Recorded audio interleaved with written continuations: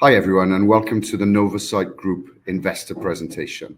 Over the next few slides, we're going to introduce the presenting team to you, which is just not myself and Steve today. We're going to bring Joe Mason inside the group to talk about our new product introduction, and Maria Waters, our new Chief Commercial Officer, to explain the route to market and commercialization strategy. But before we do that, we're going to go through the full year 25 interim results via Steve. I'm going to take some time out to talk a little bit about the background of these two businesses that are joined together. I'm cognizant that we haven't really spoken to the market and given much updates over the last 18 months. So today is all about understanding where we were, understanding where we are today, and where our plans and ambitions hope to take us in the future.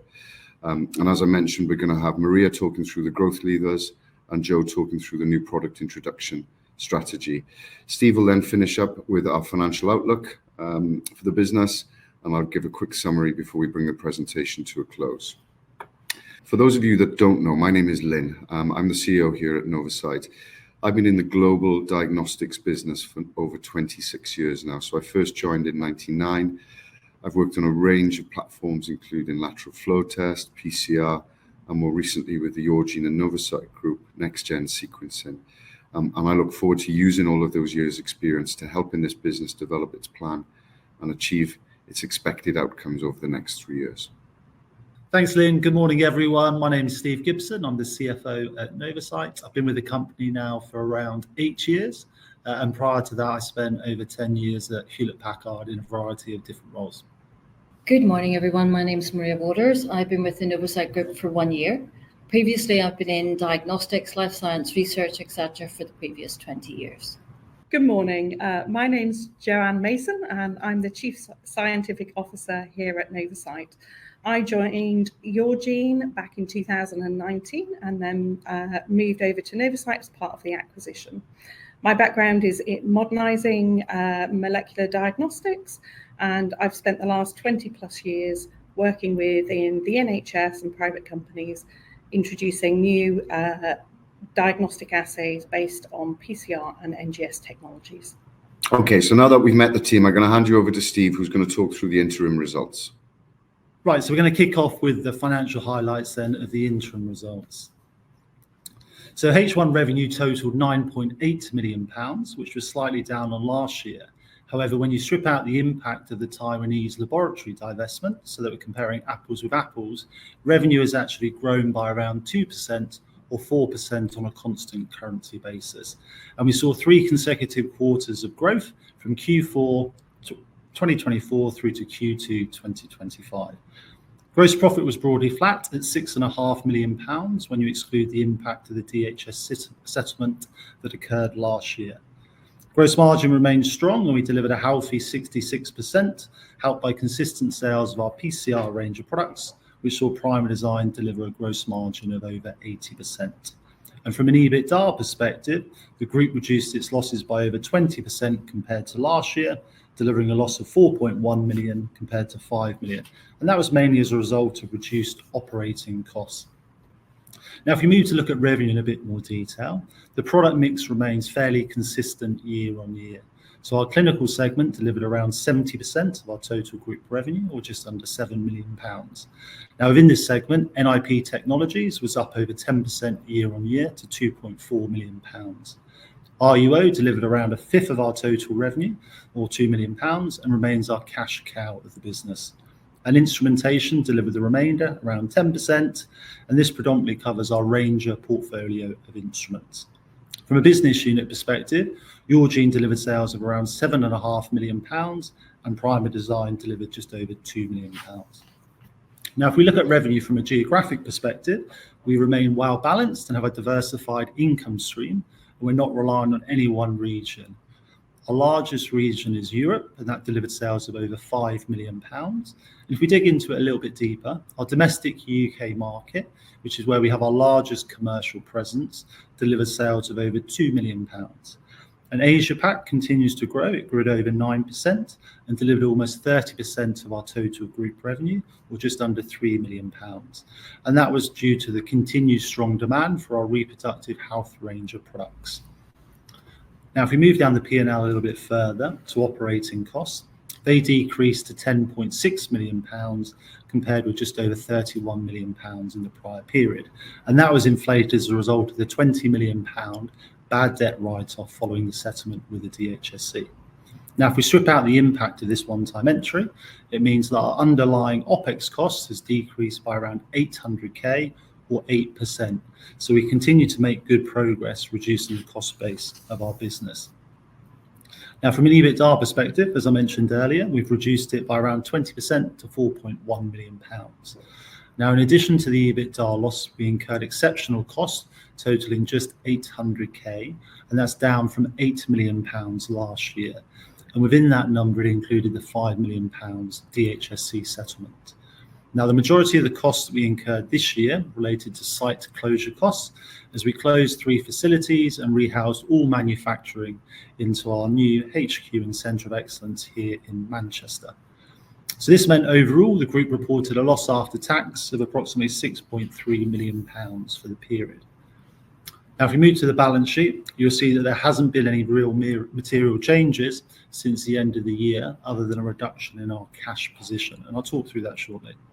So inventory has increased slightly, and that was to ensure that we meet the current and future demand for our key products, including our recently launched LifeSpense Discover instrument.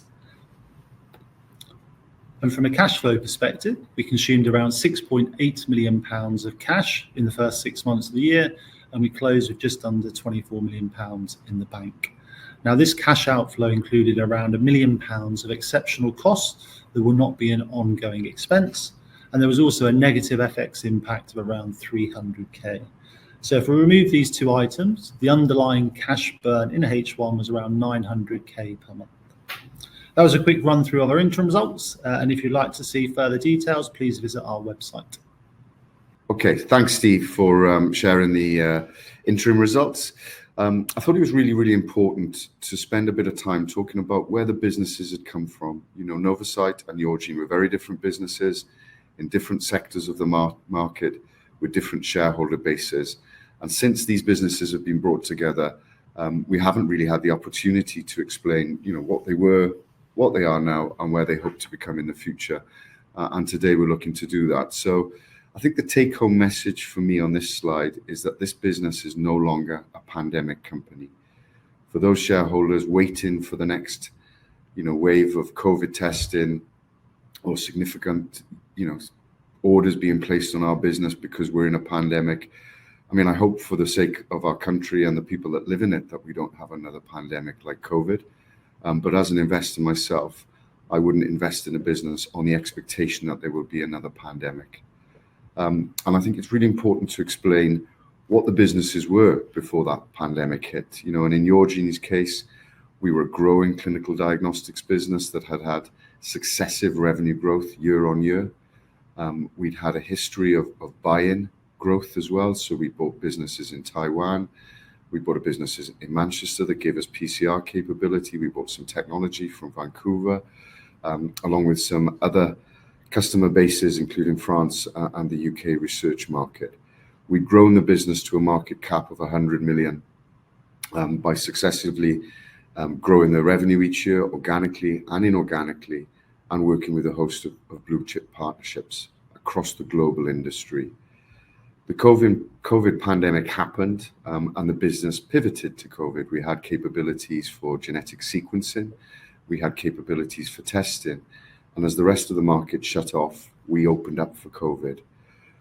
What the effect that had, you know, I think the COVID tailwinds were certainly beaten by the COVID headwinds when the pandemic ended. Cash flow declined as the company had invested in facilities, resources, infrastructure, stock, and they were kept open in hindsight for too long because, you know, even though the commercial reality of COVID stopped overnight, everyone kept talking about new contracts, you know, new lockdowns, new pandemics. So the cash flow declined. Access to global markets such as America, which was a key focus for Yourgene pre-pandemic, became really, really challenging, with customers signing up to long contracts just to secure raw materials, making it very difficult to displace technology.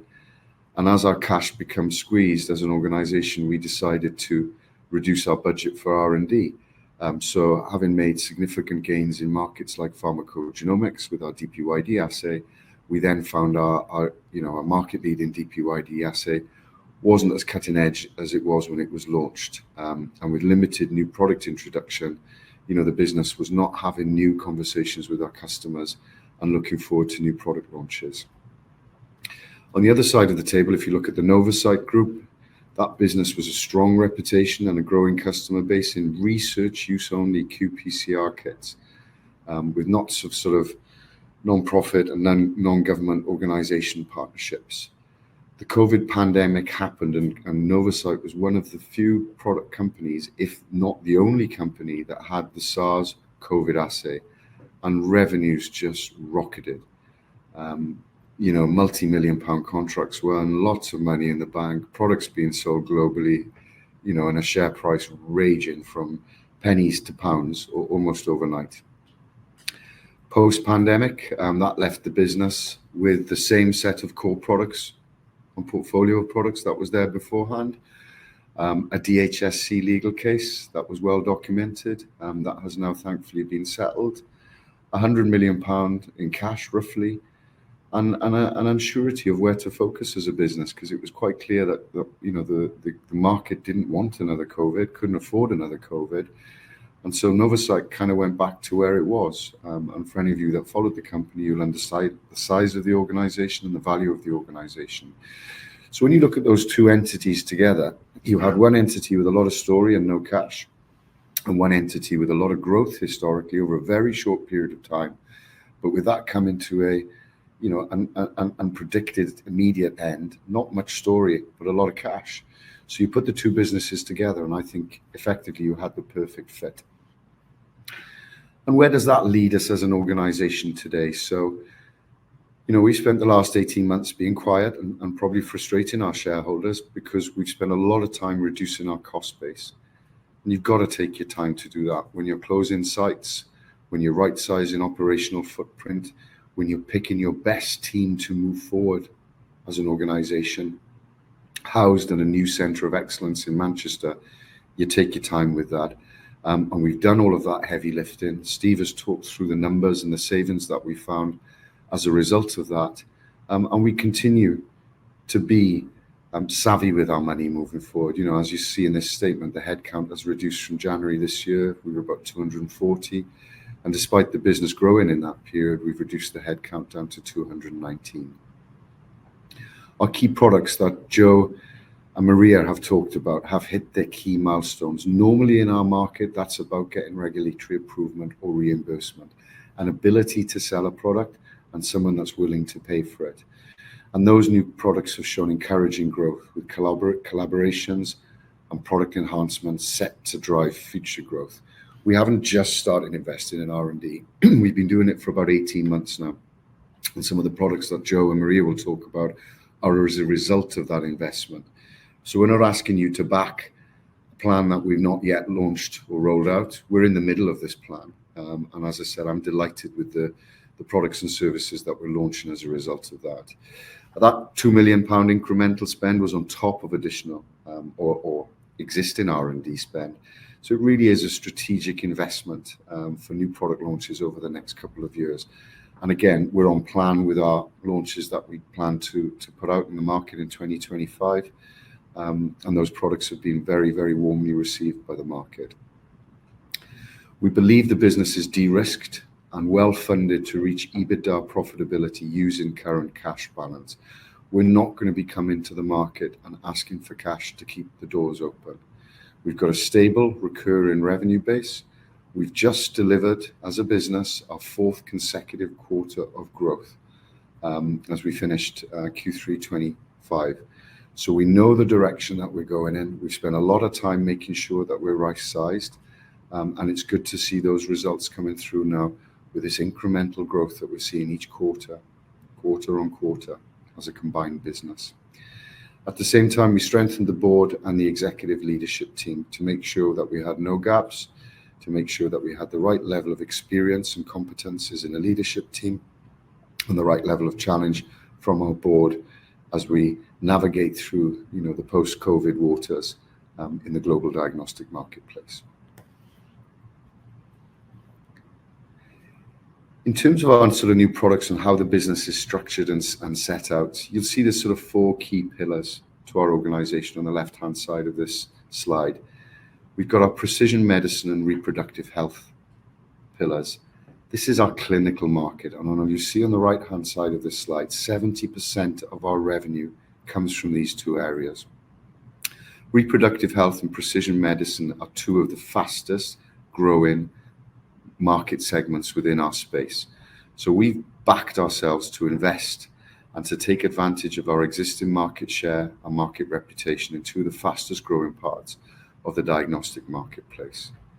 In addition to that, we have our non-regulated market, our infectious disease market, where we look to provide products for humans, vet and health, food and agriculture. This is the old NOVACYT business. This is research use only business.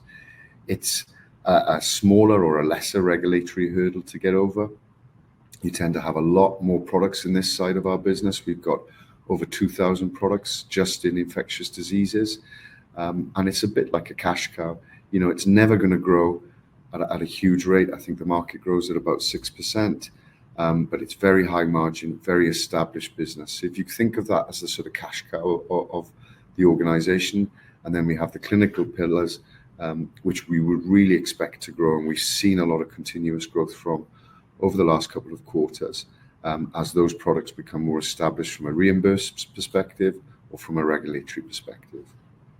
Underpinning all of this is our instrumentation range of products. So machines and equipment that can be used to run more samples more effectively, can be used to take out human error through automation. And it's a part of our business which represents about 10% of our revenue, but gets us into the door of a lot of our customers and blue chip organizations that we want to work with. And I think that's been highlighted by the launch of the Lightbench Discover, our brand new platform, which is going great guns after only sort of 2 months in the market. So what I hopefully have presented to you there is a bit of history to say how the businesses came together. You know, a real strong statement that this is not a pandemic organization. We're a business that's looking to build a portfolio of clinical research products that are backed up with a platform of instrumentation to continue to grow and help and support patients making good, early informed clinical and healthcare decisions as we look to grow our market and our customer base. All of this can be done with existing cash that we have in the business on our organic plan. And as we go into the sort of final slide, there is also the opportunity to accelerate that plan by looking at M&A from an inorganic growth perspective. You know, our business plan is quite well established now. We've got clear routes to market because we've been serving a lot of customers for a long time. We're going to back that route to market and continue to excite and delight those customers by putting new technology in their hands. And that's the MPI strategy. And we're going to work with big blue chip partners or market leading partners to get the right clinical data, to publish the right scientific papers, or just to create more awareness for our products and our services. And we fully believe that that organic plan, which, as I say, started in H2 2024, so is already a year kind of, you know, in reality or in practice now, is starting to bear the fruit that we expected it to. And we've got confidence that that plan will take us to profitability on the base case of organic strategy. As I've just mentioned, though, if we want to accelerate that, there will always be opportunity to go for inorganic growth. The market for M&A has changed. There were very high prices for assets post-COVID, where organizations had seen rises in their profitability and their revenue. The market is a lot more balanced now, and I would say it's more of a buyer's market, and it hasn't been that way for a long, long time. So we keep an active eye on opportunities that can accelerate the company's path to profitability, because we could accelerate the timescale by working in the organic growth sector as well as the organic growth sector. So I'm going to hand you back now to the team to talk in a bit more detail about some of the programs and projects that they're running to deliver this strategy. And I'll come back after Steve's finished his numbers just to give a final summary on today's presentation. So as we look at the organic growth levers for the organization, the strategic house is really a foundation of the commercial and operational success. It virtually captures the core pillars, the enablers, and the outcomes. The foundation is really built on our people, on core values, partnerships, and a customer-centric organization. The pillars represent the strategic drivers, such as innovation, channel optimization, and digital enablement. When we move up to the roof, this is really our long-term overarching goals, which ultimately are sustainable growth and profitability. The first pillar, No More, is really focused on a project that we initiated at the start of this year. It's a market visibility project. That project really leads us to data-driven strategic decisions. And it really digs down quite deeply to a contact level knowledge of specific markets. That has led us to unlock new value streams, to expand new product adjacencies, and we've already seen an increase in the pipeline, which will accelerate our commercial momentum.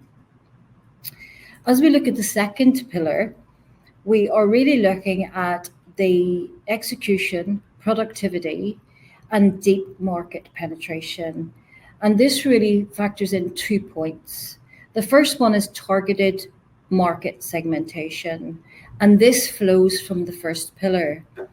With those targeted market segmentation down to granular level, we've increased share in high growth regions with a focus on converting competitive accounts and expanding into unpenetrated market verticals. Secondly, there's a focus on annual recurrent revenue. And how do we expand the annual recurrent revenue? Our current razor blade model is actually driving the pull through for each of the instruments that are sold. However, we've expanded those use cases, and that will increase the lifetime customer value and also produce predictable revenue streams. And then the last pillar that you see here is purposeful innovation and customer value, which Joe Mason, our Chief Scientific Officer, will go into more detail later on. This slide really illustrates our strategic agility in terms of driving that market expansion. So this year, we've really demonstrated our ability to pivot, leveraging our core capabilities, which is expanding across the globe, resulting in significant commercial gains. So here are 4 examples of what we've done this year. Proactively anticipating global shifts in the NIPT reimbursement market means that we've secured key clinical sites, sustainably growing share in the NIPT segment. Secondly, we've done exactly the same thing in pharmacogenomics. And in this instance, we've developed really close relationships with key opinion leaders. And that has given us the competitive advantage to be prepared for the reimbursement within Australia of DPYD in November of 2025. And then lastly, through leveraging multiple go-to-market models, we've been able to swiftly capture share in high-value segments such as cystic fibrosis. So all of these things, the 4 aspects just described, contribute to annual recurrent revenue expansion. Now we move on to optimizing the market reach. Our scalable go-to-market model is a key driver of our success. As we grow, we remain focused on resource allocation and relationship management. But there is strategic trade-offs here, and we are aware and recognize those operational trade-offs, because the more distribution points you have, the more resource it takes. So we remain focused on reach. That's absolutely essential, but it must be balanced with partner engagement and the internal capacity to drive those results with each of the partners. So this year we've launched the distribution optimization program. We've assessed all of our current distribution network, and we've identified partners to fill strategically both those capability and geographical gaps. And that ultimately has increased the productivity of the team, leading to a more profitable and predictable growth. Additionally, we have launched a new e-commerce platform to support the growth of our Primer Design portfolio. And this has broadened our market access, and it makes it easier for customers to do business with us. Now we move on to strategic partnerships. So from a strategic partnership point of view, we've actively been building and leveraging strategic partnerships to do three things. One, to accelerate growth. Two, to enhance our offerings. And three, to expand our market reach. We have deep capabilities within this organization and expertise within genomic medicine, reproductive healthcare, oncology, pharmacogenomics, and infectious disease, meaning that we are really well positioned to win in these markets. The creation of the Centre of Excellence here in Manchester has integrated the research and development function and the operations function in Manchester. And with a strong regulatory track record, we can offer a comprehensive service to partners from SMEs all the way up to blue chips, from assay development and validation to clinical testing and genomic services. So this year, what initiatives have we developed in regards to partnerships? The partnerships that we've developed this year actually span right across from clinical to research use only, all the way through to instrumentation.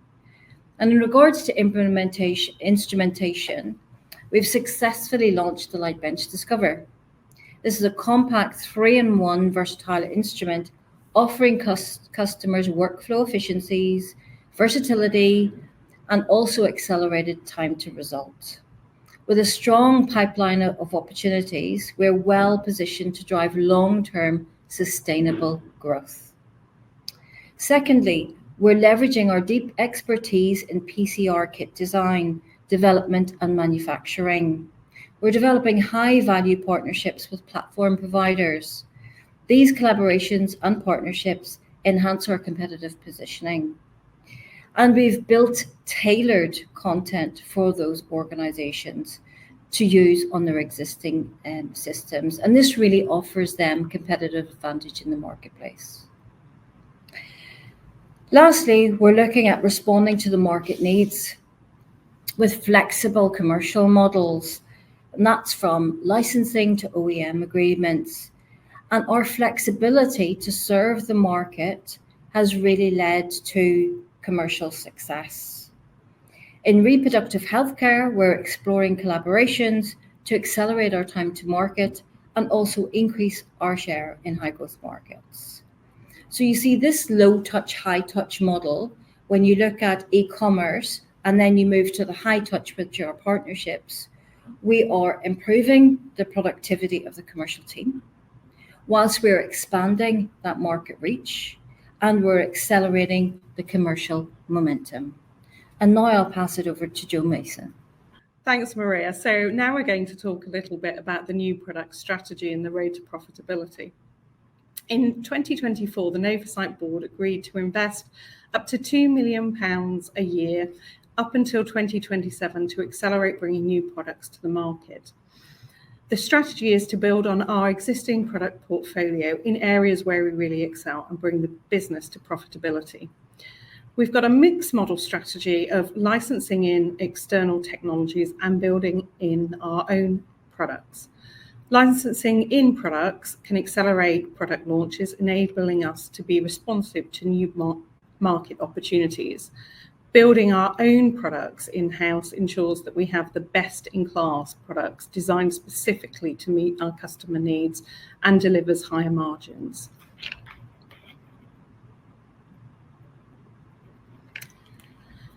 The strategy has progressed throughout 2025, and we've had our first 2 product launches this year. The Lightbench Discover has been built by the Canadian team as part of the Ranger technology portfolio. Launched in July 2025, specifically to support long read sequencing customers. This was done in partnership with PacBio. In this machine is an integrated single benchtop solution that replaces the need for multiple instruments. It's got 3 functions all in this small box. First of all, it can analyze large fragments of DNA up to 150 kilobases in size. It can carry out size selection so that they are taking forward to sequencing the most impactful and important elements of the DNA for analysis. And finally, it also quantifies that DNA, replacing multiple other instruments that they would otherwise have to buy. We've also just released in Q4 a new APAC-focused NIPT solution. This is a regulated NIPT workflow to meet the changing needs in the APAC market. It's automated, high throughput, and uses this Ranger technology for fetal fraction enrichment.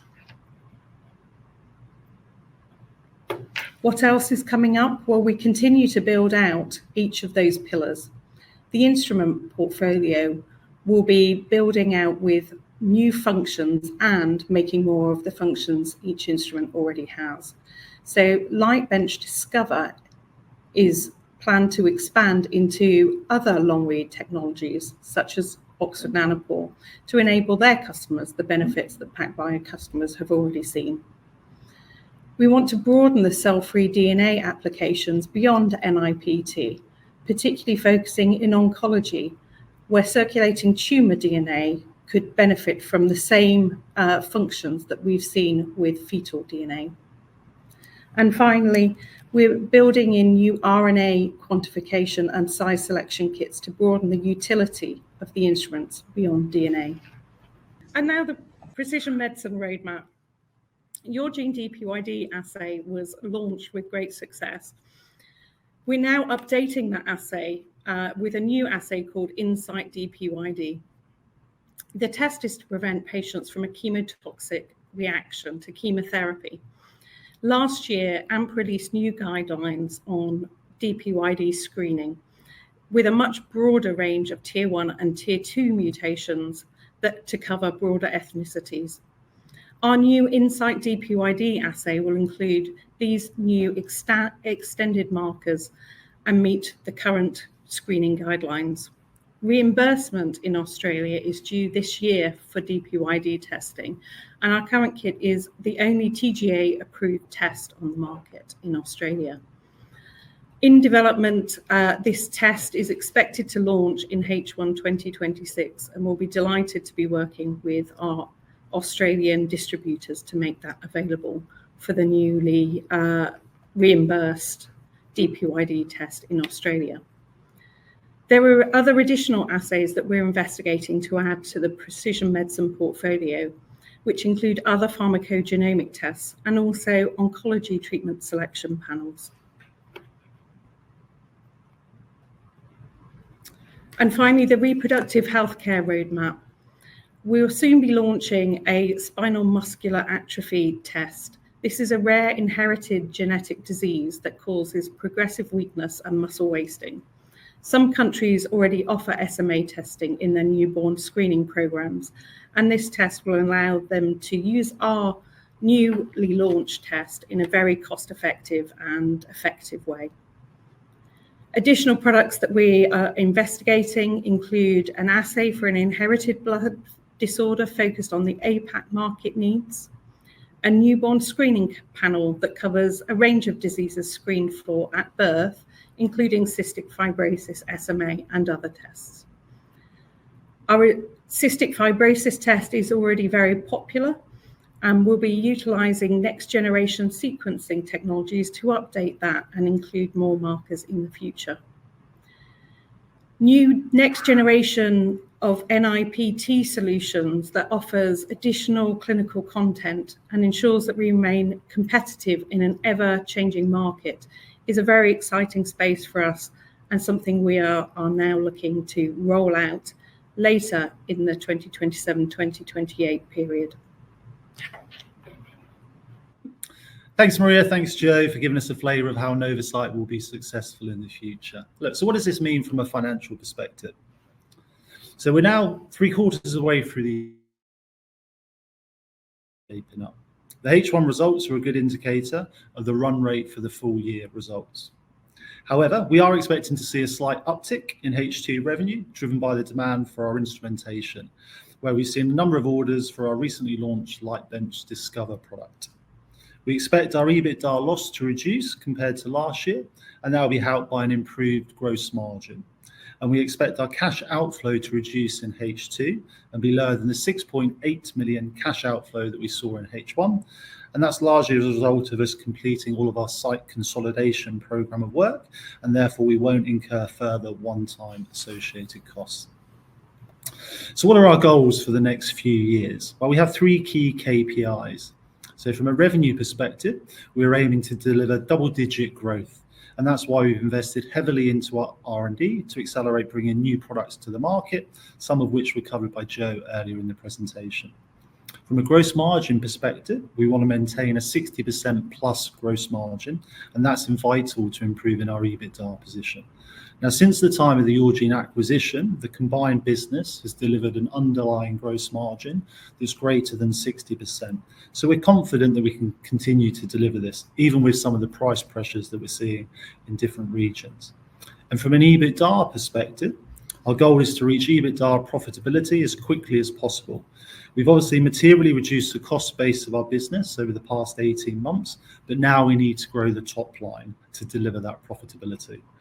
We do believe we can get there without the need to raise further cash due to our strong balance sheet position. And finally, you may be aware that Singers, our newly assigned joint brokers, have just produced an initiation note on NOVACYT. Their financial projections can be found on ResearchTree, which is a paid-for site. Walbrook, though, our PR firm, will be producing a summary of their research note, and that will be available for download. Back to you, Lynn.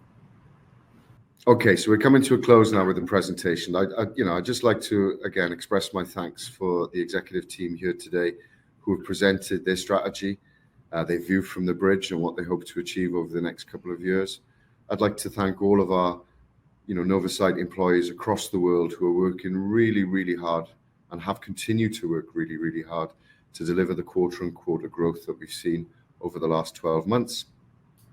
And as you, potential shareholders, existing shareholders, I'd just like to give a summary to why I'm going to invest in the NOVACYT Group. What do I think this group, why is this group exciting? Why does this group stand out against some of its peers in the market at the moment? Well, we've got real stable foundations. As I've said, we've spent the last 18 months building a real strong operational center of excellence here. We've got our cost base reduced and under control. Our cash burn continues to reduce on a monthly basis. We've got capacity in our fantastic facilities here on the Science Park in Manchester. And as I said, a real strong foundation for future growth. Our revenue growth is on an upward trajectory. Having just finished our last quarter at the end of September with a consistent high gross margin performance, it feels as if the business has really stabilized over the last 18 months, has built this real strong foundation and is ready to leap forward now. And we look forward through the introduction of our MPI and new customer wins to continue that journey. The business has been fortunate post the COVID pandemic to have enough funding to reach EBITDA profitability. We understand that a lot of organizations are not as privileged as we are. And we consider that to be one of the major strengths of our foundations, is we can use current cash to support innovation, to bring new products to market, to drive and search and win new customer business and support the growth of our organization. And we can fund all of that ourselves. We've got established customer bases in key markets who are adapting our new products. So it's brilliant to see the new customers joining our organization as we bring new content into the market. But obviously our first port of call is to go to the existing customers. And we've been lucky enough to be serving those customers either through Primer Design or the old Yourgene business for a long, long time now. So making sure those customers are kept close, and that is certainly being achieved under Maria's focus of having more regionalized salespeople looking after the customer bases under a globalized sort of commercial footprint. We've got the strong MPI pipeline for growth that's going to drive us through to profitability. The Lightbench Discover platform that we've launched this year, We sold quite a few of those in just the first 2 months of the product being available in the market. We've grown a healthy pipeline as people want to hear about this exciting technology. And I'm sure that the new projects that Jo and her teams have been working on, and it really is a combined team effort. It starts with understanding what the customer needs, which comes through commercial. Then it goes into a gateway process where we decide, can we do this? Have we got the capability? Have we got the freedom to operate? Is the market ready for this technology? Then we go into the sort of development phase where, our scientific team are very busy running lots of experiments to make sure that we get the best possible product. Then we get it through regulatory. The list goes on. It's a real team project here at NOVACYT. And again, delighted to show that we can show and establish how we've done that already over the last 12 months with the product launches that we've brought to market. And I look forward to the team successfully executing the forward plans over the next 2.5 years. Robust commercial strategy for each product portfolio across clinical, research use only, and instrumentation. These are 3 different markets. They require 3 different messages. They require 3 different approaches. And under Maria's leadership, we've put that in place now and have a very robust commercial strategy that looks after existing customers, making sure they're feeling great about the products and services they buy from us, and hands down new customers, trying to excite them with either our new technology or a wider portfolio of products to bring into their organizations. And as an organization and as a set of shareholders, we have the ability inorganically to accelerate this path to profitability through our potential M&A opportunities. So I'm sorry that we haven't been as vocal as maybe you would have expected us to have been over the last 18 months. Hopefully what you've seen is a team that's been working really, really hard to build a really solid foundation for this new, empowered NOVACYT group. We've got great products, we've got great people, we've got great customers, and the market's starting to switch on, post-COVID and recover from that slump. So this is a really exciting time. I'm delighted to be able to sit here today and give you an update, and we look forward to giving you further updates in the future as we continue to execute and deliver our plans. Thank you very much for taking the time out today. Speak to you soon.